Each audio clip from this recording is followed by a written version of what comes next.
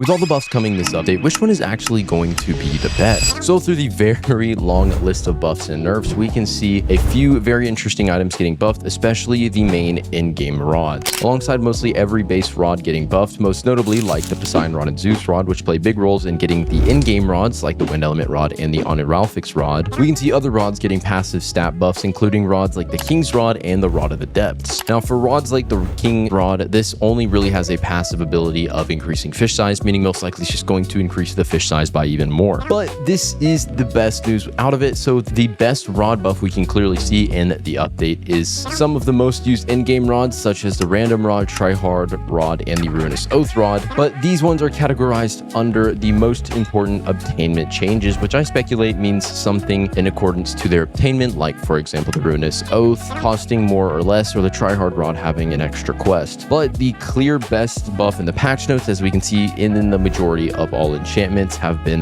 buffed. And from a recent poll of Nick asking should the Invincible become a secondary enchantment, meaning it can only be obtained from cosmic relics, this is good news because we can speculate either buffs to most of the enchantments, switching from them being secondary to primary, and along all of this, something like the Invincible enchant becoming a secondary means you can use rods such as the Duskwire Rod that needs the Invincible enchant to even function, and then you can use an enchant like Herculean to make it actually even usable. But these are just my thoughts, so make sure to comment your thoughts on this.